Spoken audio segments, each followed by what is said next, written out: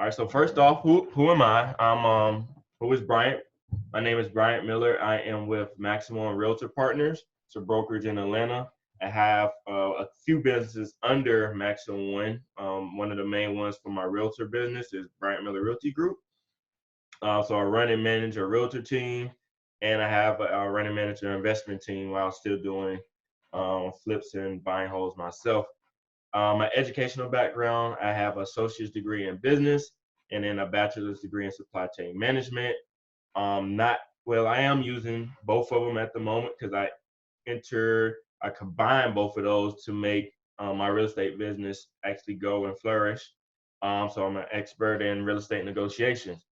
I am a mentor for the new hire agents that come through Maximum One. So by law, you have to be under a mentorship for the first three transactions. So I help them out with the first three transactions, and then on forward, really with me for life after that.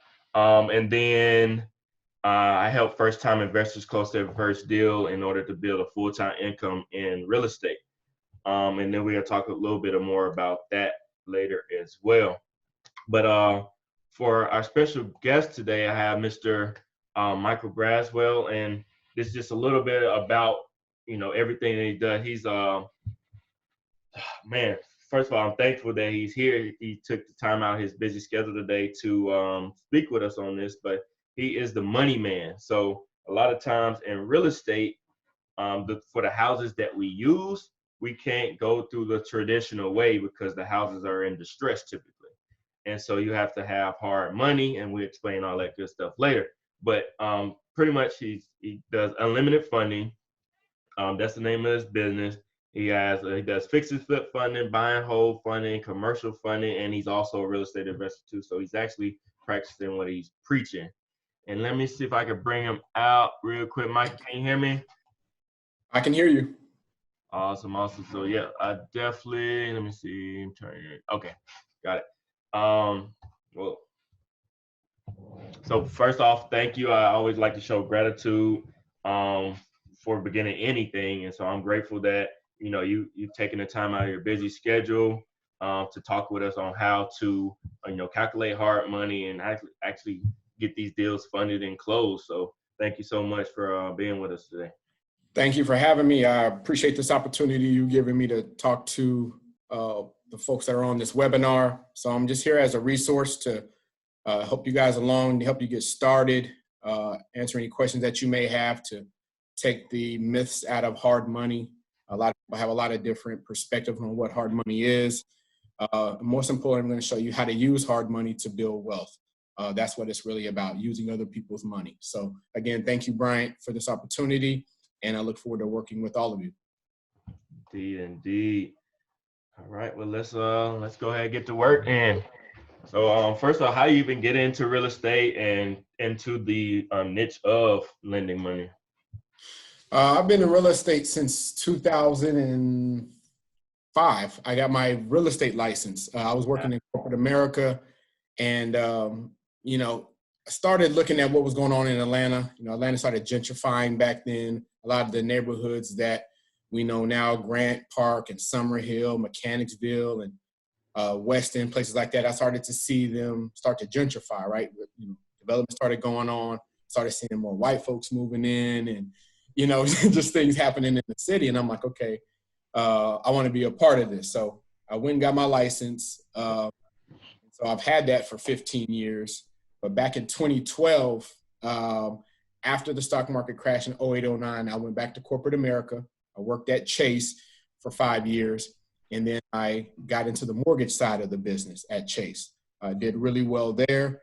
And then for a couple of years, and then the market, shifted with that. And then I started taking a look at hard money and learning more about that and how that could help more people. And so I chose this path over the conventional path because I can help a lot more people. For 10 investment deals that came across my desk at Chase, we may have approved one. So you really couldn't help a lot of people. But now in the type of lending that I'm doing, I'm able to help a lot of real estate investors. And so I only work with real estate investors. So if you want to buy a house to live in it, you're going to have to go talk to a conventional loan officer for that. But if it's for investment purposes, I can help you with that And so I've been doing that since 2014. And I started my own business going on 3 years ago next month. It used to be called Braswell Capital Solutions, but I've since changed the name to Unlimited Funding and rebranded myself and my company. And so here we are, 3 years later. Good stuff. Good stuff. Yeah, I remember when it was on Braswell Capital. I first met you at Deal Makers. Yep, Ramon's Deal Makers. Exactly. Awesome. So, yeah, I always like to talk about mindset first, because I think that's a big part of everything that we do. So, Yes. what's your mindset to get into funding and just doing what you're doing in general? Well, it's my desire to be my own boss. I remember I used to stare out the window when I was in corporate America, wanting to be somewhere else, right? I got this degree, Morehouse, finance degree, making pretty good money, but I wasn't happy. I wasn't fulfilled. And so one day I said, you know what, I'm going to stop, pursuing somebody else's dream, and I'm going to pursue my own. And so I had a couple of entrepreneurs here and there in my family, but for the most part, people were employees, right? And that's fine. If you want to be an employee, be an employee. Not everybody is designed or wired to be an entrepreneur. And so that's how we get into what we talk about, the mindset that's involved. And my mindset was just like, if I can do it for somebody else, I can do it for myself. Yes, I don't have a stable income. Yes, I'm not going to have, employee benefits for a while. Yes, I'm not going to have this security blanket that a lot of us are accustomed to having. But if I can apply my knowledge and my hustle and desire to be better and become an expert in this business and build relationships, eventually I'll get to where I want to be, right? I'll be making the money that I want to make. And then all these other things that I looked at corporate America for, I'll be able to provide for myself, benefits and all these other things that a lot of people cling on to that keeps them from going from employee to the, entrepreneur investor mindset. So that's what I would say is important is that you have to be able to trust in yourself enough that you're not going to know everything, but that you're committed to learning what you need to learn to position yourself to be where you want to be a year from now, 5 years from now, 10 years from now. And you got to have a lot of grit and tenacity, right? You got to be focused, and you got to surround yourself with like-minded people. If you're trying to be an entrepreneur and all you're talking to is a bunch of employees, it's going to be very difficult for you to get out of that, right? Because people are going to talk you down from the ledge, so to speak. And now you should just have something consistent coming in, get that weekly, or bi-weekly paycheck, and so you can pay your bills. And how you're going to do this, how you're going to do that, and they start putting a lot of fear and doubt into your mind.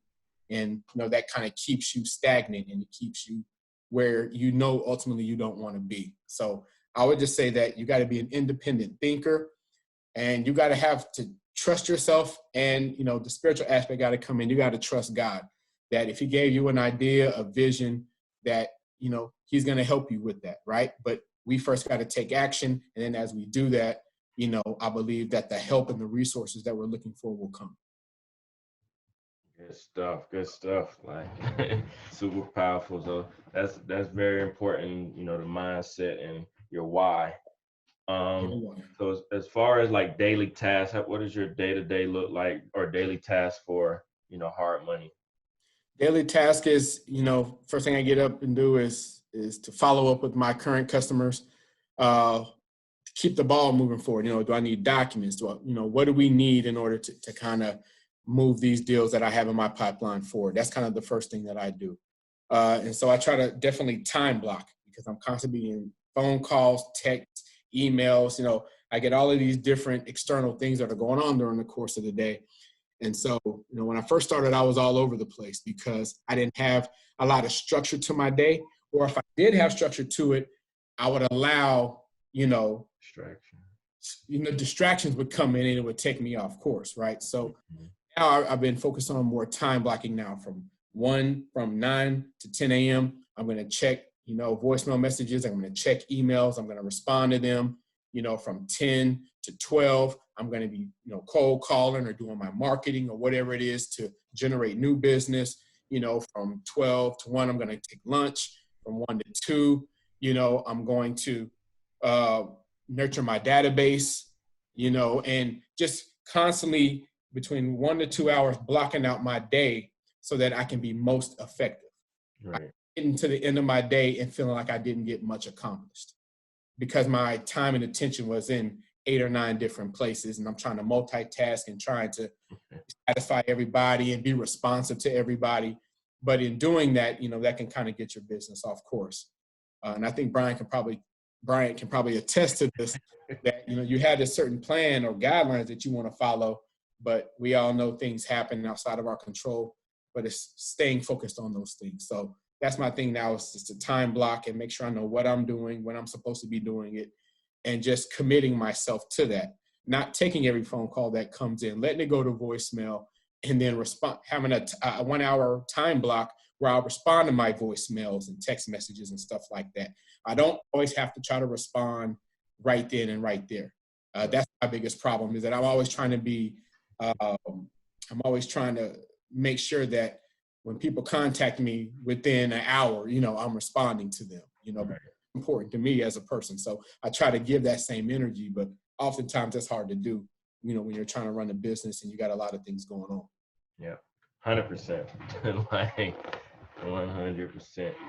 All right. So, as far as, how to calculate what is hard money first off, and then how to calculate, and then I guess we're moving to use to profit in real estate. So what is hard money? What's all these myths and doubts and things people have about hard money?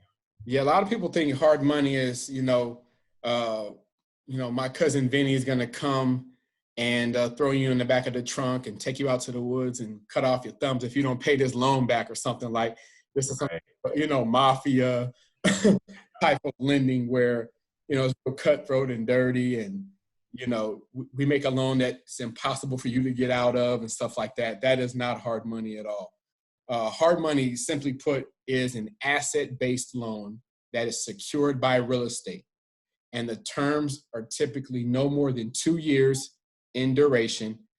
And these loans have a higher interest rates and a higher cost associated with them because of the risk that lenders are taking in order to lend the borrower the money. So that's why they say it's hard. It's based upon a hard asset, that being the real estate that is secured by.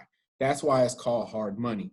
But I tell people, hard money is not hard to get, if you know what to do and you know what we're looking for.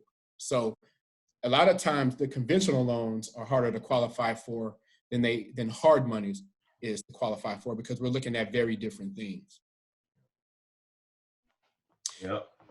Those things being, we don't care about your income. We're not verifying your income. We don't care what your debt to income ratio is. We don't even care if you have a job. You can be unemployed and still get a hard money loan. Right. We're not lending money in the name of your business. I mean, in your personal name, right? So we want to make sure that you have a business set up. Preferably, you want to set up an LLC. I don't advise people to set up an INC for real estate investing. You want an LLC. It has more tax advantages, and it's just a less complicated business structure. Mm-hmm. And so, that's the beauty of hard money, is that a lot of these things that keep most people from getting qualified for a real estate loan, we don't look at when it comes to hard money. And that's why we charge higher rates and higher fees, because we're not verifying all of this information. We know we're taking a huge risk. And so, we price that loan accordingly. Okay. So LLC, I guess for some of the qualifications, or it's not many of them. No, it's not many of them. I want you to set up an LLC. Okay. Along with that, meaning incorporating with the state of Georgia, you want to have an operating agreement. A lot of people don't even know what an operating agreement is. An operating agreement is the meat and potatoes of your LLC. It spells out who owns it, how it operates, who has the ability to enter into contracts. It's really what validates your LLC. So you definitely want to make sure that you have an operating agreement. I have a template that I provide my customers that's already, lender approved. And pretty much all you got to do is just, fill it out, sign it. And there goes your operating agreement. And then lastly, you want to get your EIN letter from the irs.gov website. You can get that in a matter of 2 minutes. if you like, or less. And so those are the three things we're looking for: your articles, your operating agreement, and your tax ID letter. And that's it. That's it as far as the business goes. Okay. Right. Outside of that, we want to see 2 months bank statements, copy of your driver's license. You're gonna have to get an insurance policy, what we call the builder's risk policy, if you're looking to fix and flip a house. And I can refer you to insurance agents that provide that. We're gonna want to see, obviously, a loan application is going to be needed filled out. If you're fixing and flipping, we want to see a detailed rehab budget. We want to know, if you're going to spend 40 grand to renovate this property, how is that money being spent? Where is that money going? And that's a way for you to track, to make sure that the contractor is not getting over on you, right? They're not overcharging you for stuff. And it's just a way for you to more effectively manage that project. The biggest problem I see with investors is not having a realistic rehab budget. Right. They're getting burned by a lot of unscrupulous contractors who are not managing their dollars the correct way, their rehab dollars the correct way. So you definitely want to make sure that you have that in place. And that's pretty much it. Again, we're not asking for any pay stubs or W-2s or tax returns or anything like that. So it's very short and simple in terms of what we're looking for. And of course, I can provide you with the application and the document checklist to all of you. You email me or chat me your email address, I can send that to you so that you'll know what to look for, and you can start to gather these documents as you begin to, proceed forward with getting into this business. Right. So y'all hear that, right? Just LLC, operator grant, EIN number. Check 2 months of bank statements. Bank statements. Bank Can be statement. personal or business account. You don't business account set up just yet. A lot of people think that, oh, do I have to have my business set up for 2 years, or do I have to have my business account set up right now? You don't. We just want to know that you have the money to do the deal. But how much money needs to be in there? I tell people you want to have at least 25,000. That's a good place to start because it does take money to get into real estate. On these hard money loans, typically we're looking for you to put down at least 20% of the purchase price, and you can get up to 100% of the financing that you need for the rehab budget. So you definitely got to have skin in the game to get started, that being your down payment, your closing cost, and then you need to have money to start the renovation before your first draw kicks in. And a lot of people miss that. Lenders, we do not give you money up front to renovate that property when you're starting the renovation project.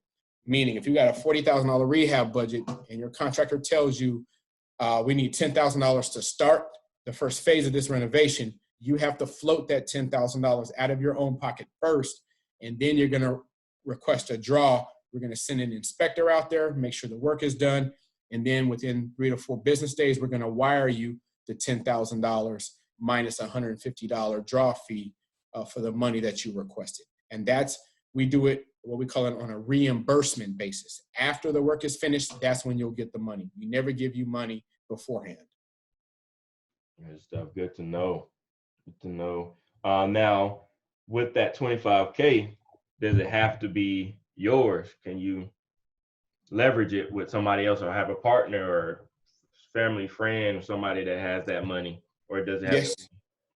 The answer is yes, you can. If you don't have that money yourself, I tell people joint venture, or we say JV in real estate, JV with somebody that does. Maybe you're going to do the sweat equity, right? You're going to find the property, hire the contractors. You're going to be the project manager on the project. Who knows, whatever level of involvement you want to have.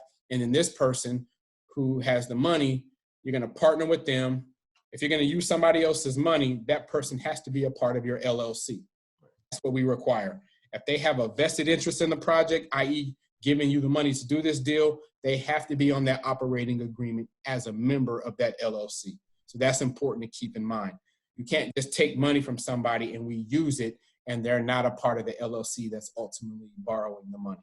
So you have to add that person to the LLC, and then you can use their money to get into the deal. Right. So it's leverage.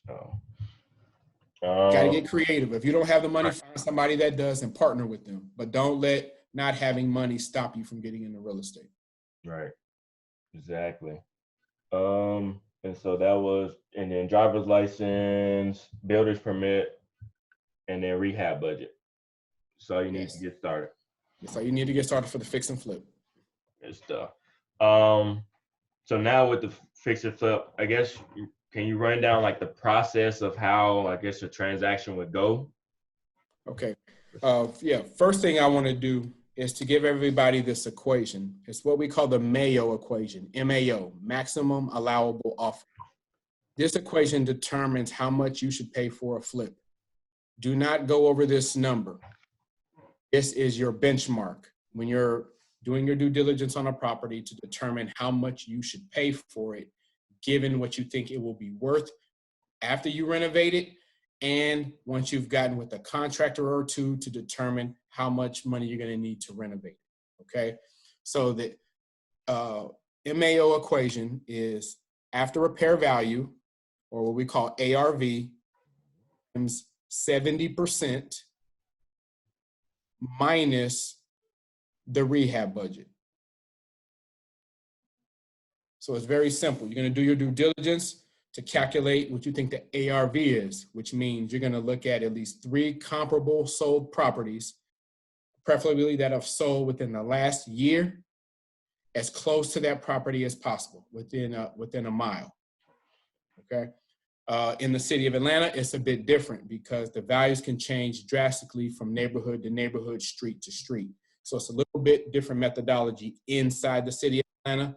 But generally speaking, you want to find comparable houses that have sold that are similar in square footage, construction style, lot size. And when I say construction style, meaning if you have a house that is a 3-bedroom, 2-bathroom bungalow, a comparable is not going to be a 3-bedroom, 2-bathroom, 2-story house. Right. You're going to want to look for other 3-bedroom, 2-bathroom bungalows built around the same time frame, plus or minus 10 years. So if the house was built in 1960, you want your range to be between 1950 and 1970 in terms of the houses that you look at. A big mistake I see a lot of investors make is they don't understand what a comp is, and that drastically skews their ARV number when it comes to calculating what they should pay for this property, if that makes sense. So you have to learn that first. And because Bryant is a real estate agent, you definitely want to get with Bryant so that he can pull comps from you. Okay, Bryant is going to be a coach, mentor. He's a resource. He can pull comps for you to show you what this house might be worth given the amount of rehab that you want to put into it. So you got to do that to accurately determine that ARV. 3 solid comps that have sold within the last year within a mile of that property. Number 2, you want to be able to get a good idea as to what the renovation budget is going to be on that property. The ideal thing is to contact 1 or 2 contractors and ask them to go out to the property and to give you a rehab budget. Now, contractors don't work for free, so be prepared to have to spend a few $100s at a minimum to pay that contractor for his time and his expertise to come out to your property to view that property and walk through it and give you an idea as to what it's going to be worth. But if you're not able to do that, or if maybe you don't have enough time to do that because the deal, you have to evaluate the deal very quickly, and maybe you don't have a couple of days to have a contractor come out. A good barometer is to say, to take the square footage of the property times $25 to $35 per square foot. So let's say the property is 1,000 square feet, right? At a minimum, you're probably going to need about $30,000 to renovate that property, right? Now, if you're going to be adding square footage, that's a whole nother ball game.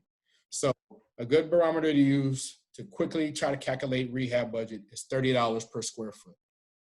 I tend to do $35 per square foot because I'd rather overestimate the cost than underestimate the cost. Right. So take however many square foot the property is and just multiply that by $35 a square foot. That's a quick and dirty way to give you a number as to what it may cost to renovate that property. So now that you've got with Bryant and he says, okay, I think this property might be worth $200,000, take $200,000, multiply that by 70%, and let's say the rehab budget is $30,000. 200,000 times 70% is 140,000. Minus $30,000 for rehab means that you should pay no more than $110,000 for that property. Does that make sense? So 200,000 times 70% minus $30,000 equals $110,000. That's the maximum that you should pay for that flip. So that makes sense, guys. Throw a 1 in the chat. If you got it, throw a 2 in the chat. If not, all in 110. That's all you're paying. Well, that's all you're paying. So for a house that you think you can sell for $200,000, once you've renovated it, given the $30,000 rehab budget, you don't want to pay any more than $110,000 for that property. Cool. Okay. So many people violate this equation, and then they're trying to figure out, once they've ultimately sold the property, had to pay the real estate agent commissions and holding costs, and maybe you contributed to the buyer's closing costs, why they're walking away with so little money is because they did not buy the property at the right number. So based on that, 70% was the 6% real estate commission, the holding cost, all of that was in there, or do we need to take that out? No, that comes out on the back end. That's what we call the front end of what you should pay for that property. Right. That 30%, the 100% minus the 70% is 30%, right? Mm-hmm. That 30% is your profit, is the agent fees, holding costs, and all those other costs. So ideally, you want to try to walk away with at least a 20% return on your investment. Right? Once you calculate all the numbers out, you want to try to walk away with at least 20%, what we call ROI, or return on investment, on that property. Anything less than that, frankly, it's you either overpaid for the property or your rehab budget was a little too high, but you want to stay within that 70% equation, because that factors in your profit margin as well as the other soft costs and holding costs that are associated with doing that flip. Indeed. That's good stuff. This what they don't tell you on HGTV. No, they don't. They just flip the house in 2 weeks. They tell you that people made $40,000 and that's it. That's it. Did not make $40,000. They made $40,000 minus all these other costs that they don't show you. So maybe that person ultimately walked away with $20,000 on that deal, not $40,000. Mm-hmm. It's very important to know your numbers.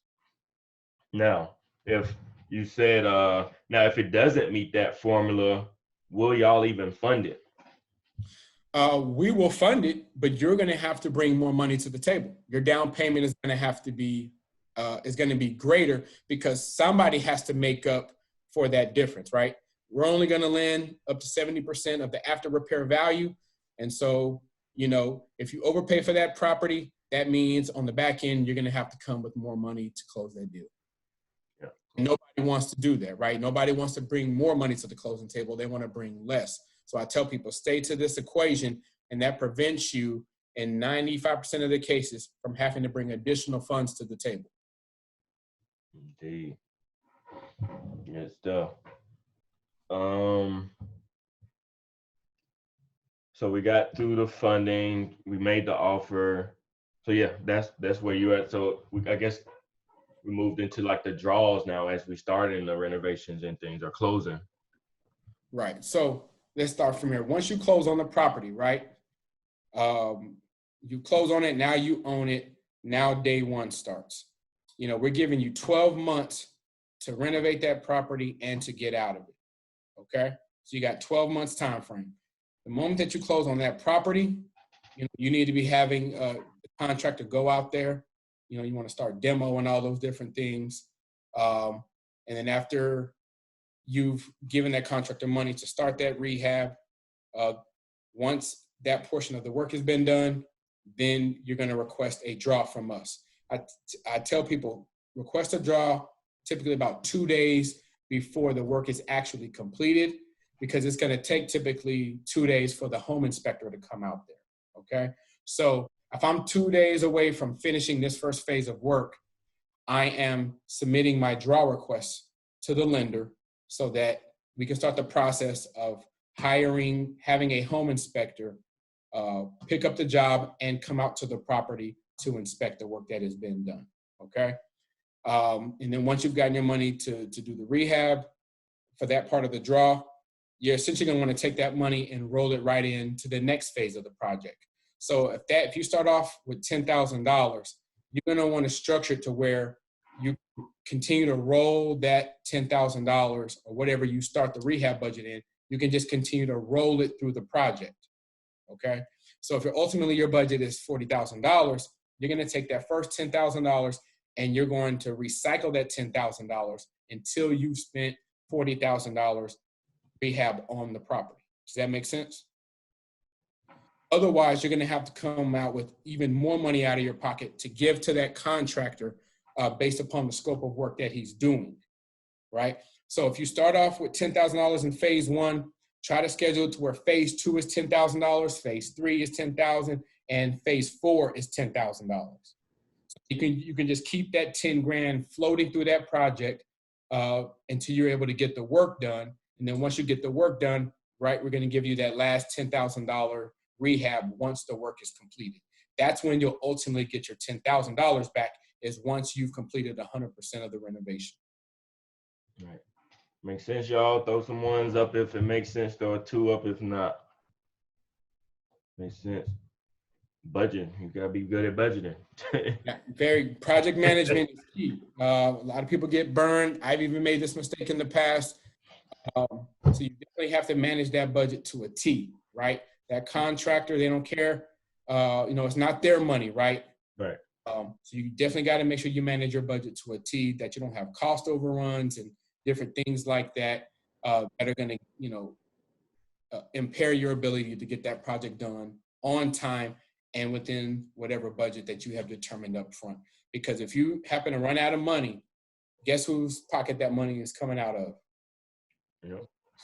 Right. We're not going to give you any more money than the 40 grand that we've allocated for this project. Right. So it's very important that you manage that $40,000 wisely and that you don't go over, so that you don't have to pump more money into the project to finish. And that's another huge thing that I see. Investors run out of money. They underestimated the rehab budget, and they don't have anywhere to turn. They're tapped out. They don't have any more money. And now they're trying to find somebody that will give them the additional money to finish it. As a lender, we're not going to give you the additional money. So you're going to have to go find a private individual. You're going to have to maybe do some cash advances on your credit card. You're going to have to do whatever it takes to come up with that additional money. So make sure that when you do your rehab budget, I tell people build in a 15 to 20% what we call rehab contingency. This is for repairs that you may not know you had to make, or once you got to knocking down walls, now you got to replace some plumbing or do some electrical work you didn't anticipate doing. And so you baked that into your budget already. So if your budget is, say, $40,000, bake 15 to 20% of that into the budget. Right. That's a part of the budget already, so that you already have money allocated for any cost overruns. So if the contractor says we need $40,000 to do all of this work, bake in 15 to 20% of that number into the budget. So now, instead of your budget being $40,000, if you bake 20% into it, now your rehab budget is $48,000. Okay. Right? So you're giving yourself $8,000 of additional funds to cover anything that you could not foresee until you started getting into the project and tearing down walls and doing different things. Okay. That's the best way to protect yourself from running into a cash flow situation, and now you run out of money and you can't finish the property. Okay. You mentioned draws and then the inspector with each draw. Do you have to pay for the inspector, or why y'all have even an inspector come out? Well, we have an inspector to come out, number one, to verify that the work is being done correctly, right? It's being done up to code, that shoddy work is not being performed, that your contractor is not cutting corners to save money. At the end of the day, there's a permitting process that's involved with this. The county is going to send, their inspectors out there to look at the house, electrical, plumbing, all HVAC, all these different aspects of the house, to make sure that this house is being renovated to today's code. Mm. So we send inspectors out there to make sure the work is being done right. And then it typically costs $150. That $150 comes out of your draw request. So that's not something that you're paying out of your pocket with a debit card or anything. We're just going to deduct that. Let's say you're requesting $10,000. We're going to deduct that $150 from the $10,000 that you're requesting. And that's just to keep everybody honest, right? To make sure their contractor is doing what they say they're doing. And ultimately, like I said, the county inspector is going to come out there and check their work. And you want to make sure that, the work is being done right so that you don't have to do it over again. Right. I always like to call it like a second level of protection to make sure, you're safe on your investment. And then of course your money is safe as well.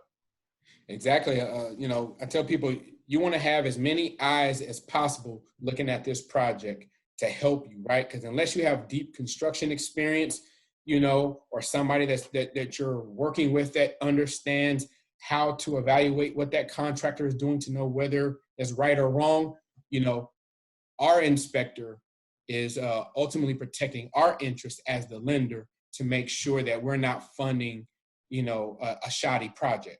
With poor craftsmanship and all kind of violations, going on.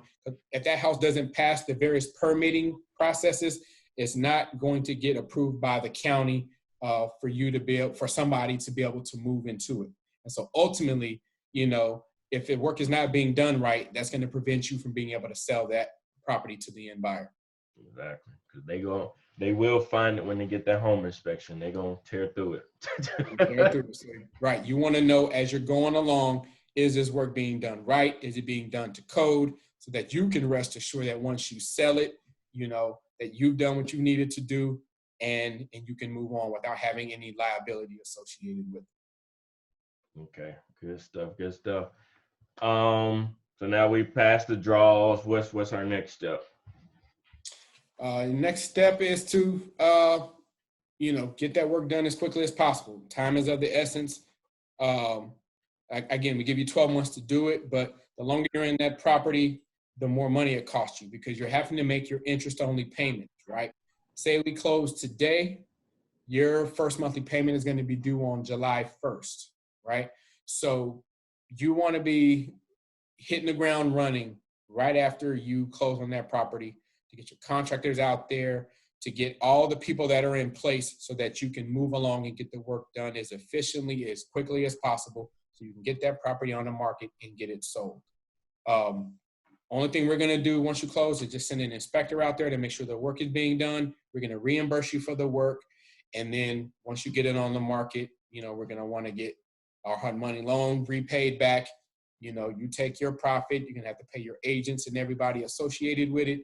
And then you move on to the next deal. So we really don't have a whole lot of involvement after closing outside of the draw inspections. Okay. And then I guess the interest only payments, that's based off the total loan, right? No, yes, 70%. Yeah. Well, we have some lenders where we only charge you interest on the money that you draw from on the rehab budget as you draw it out. So if you need $40,000 to do this renovation, some lenders will charge you interest on that entire $40,000 on day one, and others, they will only charge you interest on the $40,000 as you use it. Mm. Okay, so that's very important because that will affect your monthly payment, right? If you're paying interest on day one on the total amount that you borrowed, you're going to be paying, say, maybe $1,200 a month on day one. But as you're drawing and using those renovation funds, your payment may start off at $1,000 a month. And as you use that money, then your payment is going to go up to reflect now that you're tapping into that rehab budget. So, and of course, I'll tell you what type of financing that you're going to get, as we're moving through this process so that you understand how everything works. But the big thing I tell people to do is make sure you have enough money for down payment and closing costs, enough money to start the rehab budget, and that you have at least 3 to 4 months of interest-only payments set aside so that you can make those payments for the first 3 to 4 months while you're getting the renovation done. The worst thing you can do is to get into a loan and you only have enough money to start the rehab, and you don't have enough money to make your payments. I see a lot of people, they focus just so much time on getting into the property that they don't properly plan out the entire project in terms of how long it's going to take to renovate this property. Do I have enough money to make my payments in the meantime? And do I have enough money to get this renovation done within my budget? You have to make sure you're managing all of those things to ensure that you have a successful flip. I tell people, don't run out of money. Make sure you're well capitalized so that you do not run out of money on this project. Always be conservative with your numbers. Don't be, I say pie in the sky thinking, right? Always be conservative. Always think worst case scenario. If this happens to me, do I have enough capital on hand to be able to deal with it? That's how you have to approach hard money. Don't approach it like everything is going to go perfectly. Contractor is going to do what they're supposed to do. The renovation budget's going to be spot on. Everything is going to flow smoothly. My permit process is going to move smoothly. You have to assume worst case scenario. If the bottom falls out, do I have the ability to get this property renovated and get it sold so I can pay back the hard money lender? I make my profit and I move on to the next deal. Indeed. And that's kind of what happened for a little bit now with the COVID and the offices closing and stuff. So, yeah, I get calls from investors that have run out of money or contractors burned them, ran off with their money, so make sure before you get started, as a part of you setting up your LLC, taking a step back, make sure you have a good team in place. You have Bryant as the realtor that's going to help you out. He has investing experience. Make sure you find solid contractors, right? Just make sure you have all your ducks in a row, because a contractor can make or break you. Oh, yeah. I don't care how many plans you have, how much money you've set aside. You get a bad contractor, they're going to blow that project up. I've had it happen to me, so I'm speaking from experience. Make sure you have a solid contractor in place before you get started. Don't close on a loan and now you're scrambling trying to find these professionals that can help you do the renovation. Have a team in place from day one. Indeed. Yes, sir. Contractors are fun.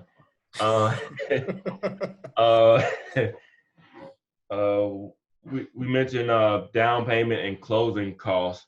Like, what percent should we look at for that? Excuse me. Down payment, I was look to have at least 20% of the purchase price. And depending upon the deal and ARV and all that, we will fund up to 100% of that renovation, with the maximum loan amount being no more than 70% of the after repair value. So just think, okay, I need to have 20% down.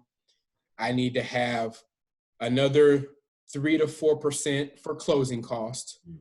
So that's say 24% right there, right? And then, so I need to have, let's just say roughly 25% to get into this deal, plus the money that I need to start the renovation. So just think to yourself, 25% is what I need to get into it, plus the money that it's going to take me to start the renovation. All right. Plus me having 3 to 4 months set aside to make my payments. So that's why I tell people, at a minimum, you want to have at least $25,000 to get started. And depending upon the numbers on the deal, you may need more than that. But at a bare minimum, $25,000. If you only have $5,000 or $10,000 saved up, you don't have enough liquidity to get into flipping. Okay, 100% financing is dead. I get called about people, do you do 100% financing? No, we don't do 100% financing. And I don't think 100% financing is going to come back given what has happened with, COVID-19 and the shutdown and all of that. A lot of those lenders have gone out of business or they've suspended their operations. Right. The one or two that offered it. But that 100% was really for experienced investors. Right. It was not for the new investors. Okay. So I tell people, in order to make money, you have to have money. Despite what some of these gurus may tell you, you have to have money to make money, particularly in hard money real estate, hard money lending, particularly in this environment that we're in. with the economy and a lot of people being unemployed and just all that's going on, the more money that you have to invest, that you can show us that you are well qualified and that you have sufficient capital to get into the deal, to make your payments, to get the renovation done, until you sell that property, the better off you're going to be. Indeed, indeed.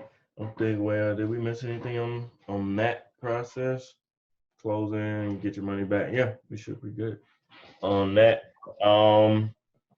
What are now? Do you have for your investors? Are they using like any systems or anything to, I guess, track more or less their numbers and things?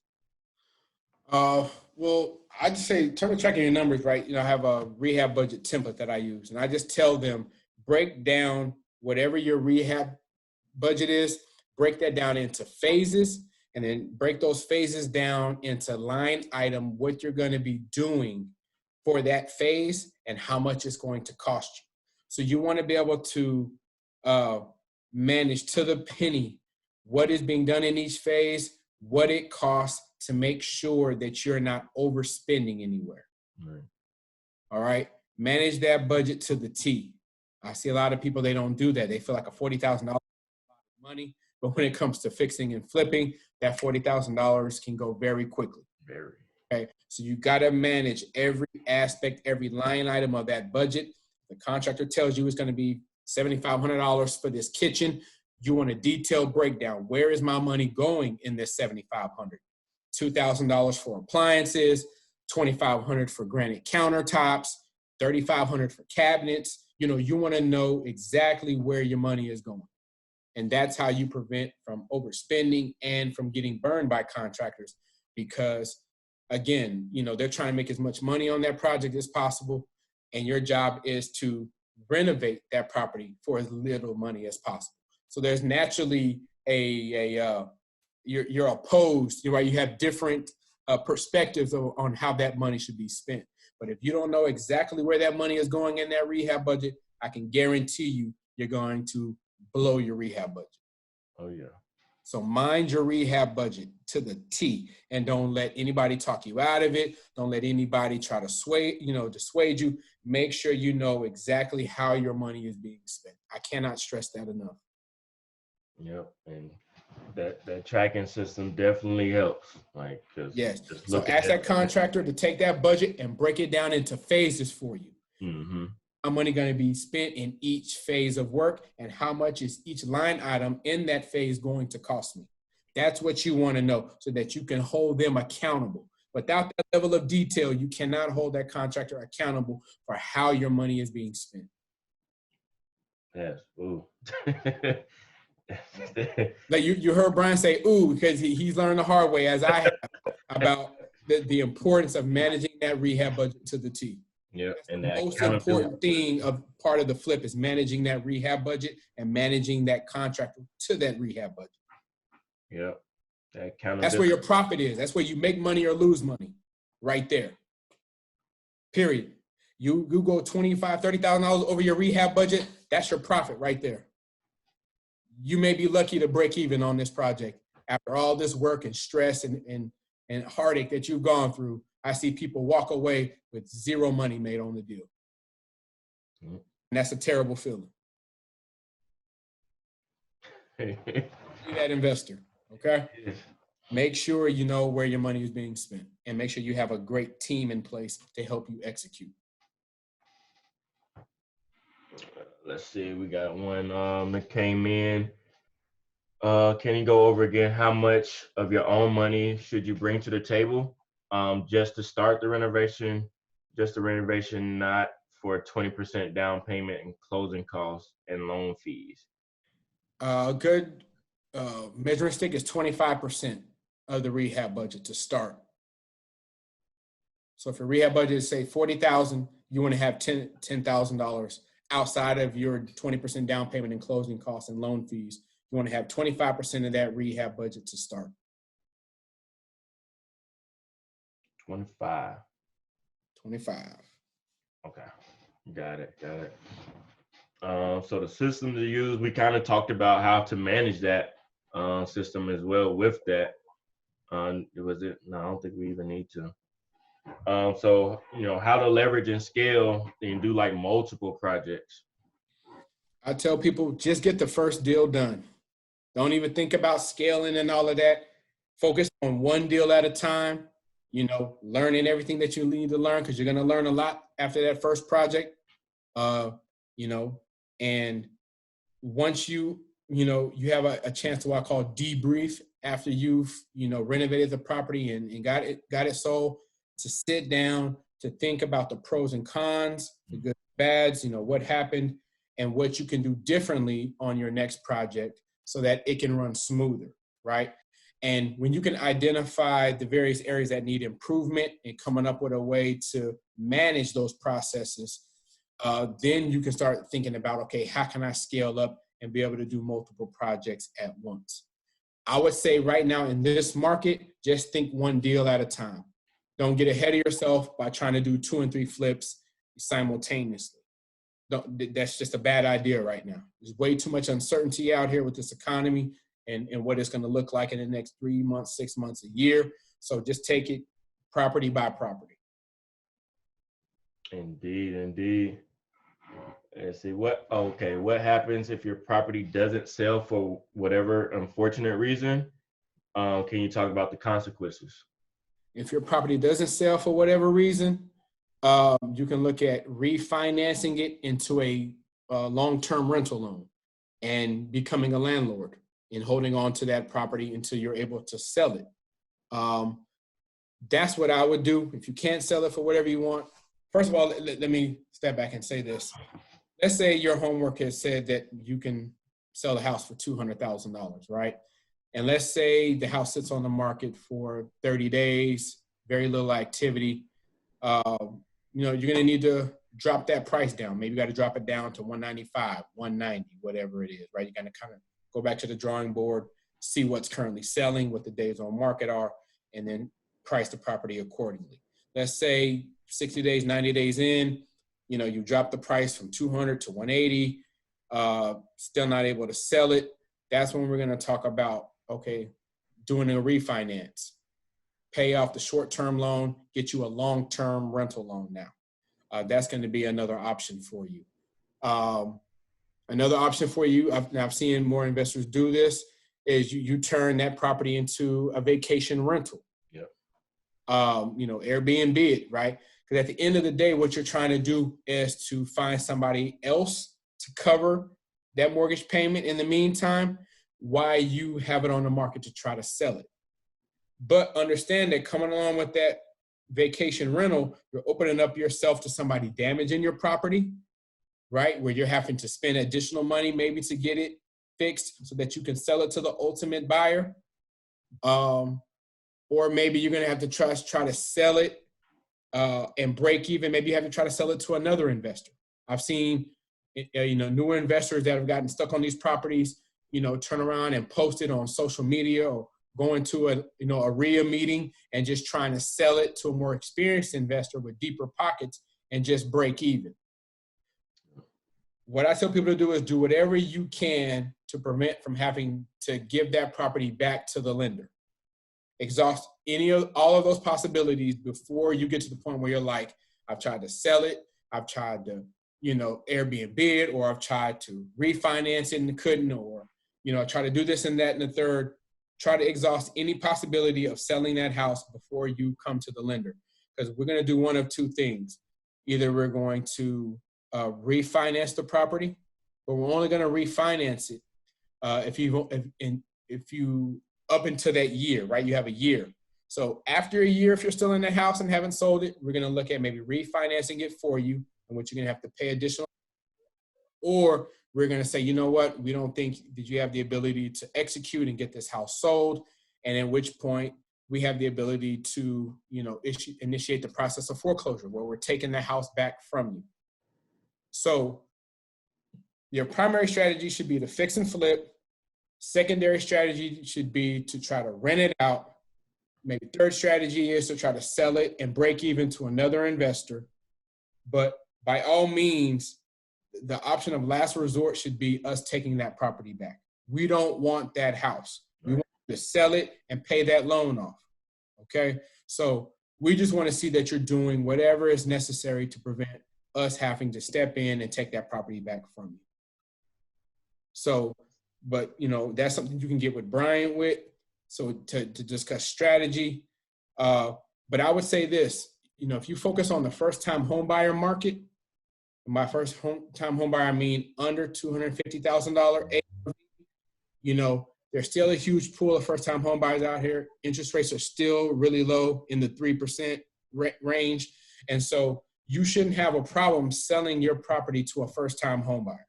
You get above 250, 300,000, that, you start to have more of a challenge trying to get rid of these properties. So I would say to you, focus on doing more of the cosmetic rehabs, stay away from the major rehabs, popping the top, adding square footage and doing all these fancy things.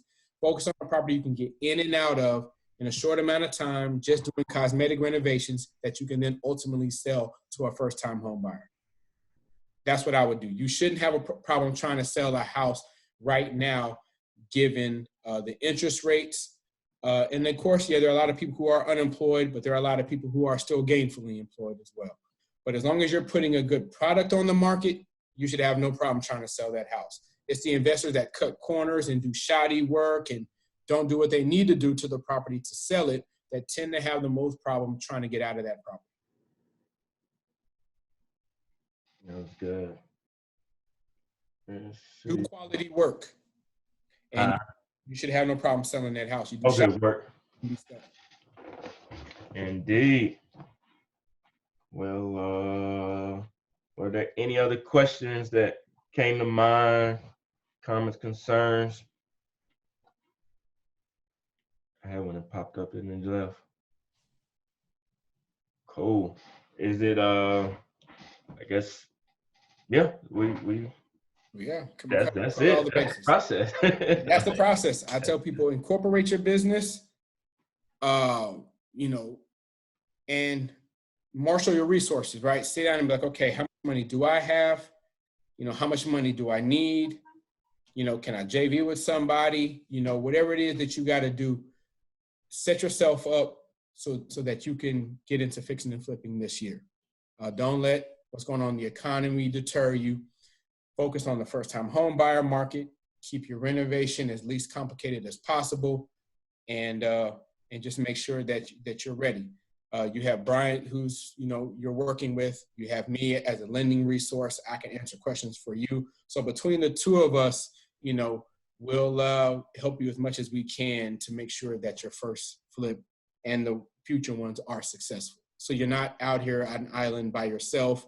You have some, people that can advise you and help you make sure that you have a profitable investment. So that would just be my advice to you. Set up your entity, make sure your money is together, and, get out here and start looking for a property. Indeed. So who's ready to get into, get really qualified for a flip, honestly? And And the qualification process on my end is simply, I need to see your business entity documents and 2 months bank statements, and I'll provide you with the pre-qualification letter. It's MAO and it's max allowable offer.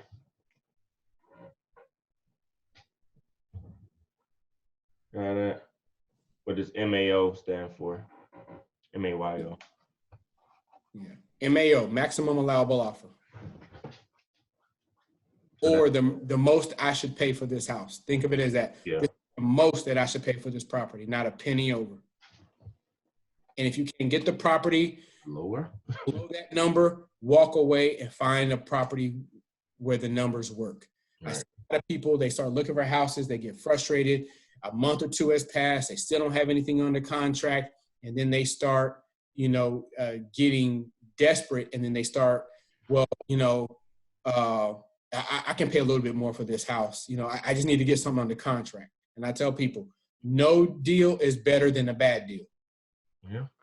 Okay. Don't do a deal for the sake of, I need to get something started. I'd rather you sit on the sideline and wait for, the right deal to come along where the numbers work than for you to try to force the deal and try to force it to work. Yeah. The deals come every day. almost They every do. hour. And you're going to look at a lot of deals before you find the one that works for you and for your numbers. I'm just going to tell you that now. Don't think that you're going to look at 3 or 4 properties and you're going to be able to make an offer that works on one of those. It's probably going to take you looking at 10 or 15 properties before you find one that works, for what you're trying to do. So just kind of manage your expectations around that. If you find something quickly, that's great, but most of the time that does not happen. It takes you some time to find a property that works based upon this MAO equation. Indeed. That was good stuff, man. And so want to get in contact with Michael Braswell. This is his information. So that's his company. That's his cell phone number. You can follow him on IG at Unlimited Funding Forever. On Facebook, Unlimited Funding Now. And then that's his email address. If you wanted to contact him by email, and that's his website as well. And thank you so much, Michael, for coming out today. It was, well, not even coming out, joining me on this webinar. I used to seeing you all the time, man. I know, man, that's crazy, man. Every event. Yeah, I think we'll probably get back to normal after the summer. I think this is going to kind of go on for the rest of the summer, and then maybe come September, October, we can get back out there again. Yeah, I'm ready to get in now. I've been in doing these webinars all week, and I'm like, man, I'm ready to get in the field. Like I ain't really. But yeah, and this is my contact information. So Bryant Miller on Facebook, Realtor Bryant Miller on Instagram. If you wanted to become a realtor and wanted to learn the process to become a realtor, I have a YouTube, just Bryant Miller, and it goes over the different my steps I took to become a realtor, funding or how much it costs and all that good stuff is on there. And then how I got into real estate investing. I have a free case study on how I got started in real estate investing to build a full-time income. If you wanted to learn how to get into real estate investing, I know he mentioned the ARVs, MAOs. I help first-time investors go through all of that. Just go to workwithbryant.com, follow the prompts. If it's a good fit, then we'll book a call, book a schedule, and go from there. And so, but yeah, super grateful for you, Michael, to join us today on discussing, breaking down, how to calculate hard money and use the profit in real estate. Like I said, it's not even taught on the different sites and things that we look at, HGTV and all these other network sites. It don't really show it, and people don't understand, how to calculate it. So thank you for taking the time out of your schedule to discuss this with us so we can build long-term wealth and wealth in general for generations to come. Well, I appreciate it. Thank you again. And to everybody that's on the call, if I can help you, shoot me an email, shoot me a text message. I'll be happy to answer your questions. And I just want us all to win and make money and build a legacy. That's what it's about, building a legacy and being able to leave something for our children's children. So that's what we're towards. And I think, for anybody that's on this call, you're on this call because you feel the same way. So, all I gotta say is this: is take action, right? Get the knowledge, and you just got to take massive action. Don't sit on this knowledge. Don't get fearful. Don't get comfortable and complacent. Take action on what you're doing, and you will start to see the results. 100%. 100. Yeah. You can take all the notes you want, but as long as if you don't take action, it's just sitting in your notepad. That's it. Just sitting in a notepad. So welcome, Miss Victoria. Thanks for tuning in. So for this, the rest of the week, we have Richard Panera up next on Saturday. He's going to be at 11 o'clock. He's going to talk about mindset before entering into multifamily. He has a few apartment buildings on college campuses, and then he Airbnb someone out the rooms. Real crazy, real good guy.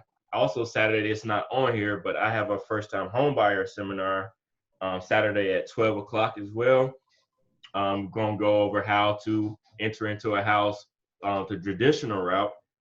Even during the COVID-19 space, we're still closing deals, still getting people pre-approved. So I'm going to walk you through the steps of that. And then on Sunday at 12 o'clock, we have Ms. Rail Green. She's going to talk about how to manage other investors' property for a profit. And so she manages over 500 investors' rental properties throughout the state of Georgia. So real good panelist for the rest of the weekend. Been through all week. If you want to register, I will first of all send you an email, and then or you could just go to Linktree /Bryant to register for the rest of the events, or you can just go to any one of the links in my bio on Facebook or IG to get those links. Yeah, if you don't have any other questions or anything, guys, thanks again, Mr. Michael. We'll talk definitely soon, Yes, and sir. let's build some wealth together. All right, man. Have a great day, great weekend, and we'll be in touch. Likewise. All right. Thank you. All right, thanks. Talk to you soon. All right. Put up my info. Okay. That's my info. And then I'll email it as well.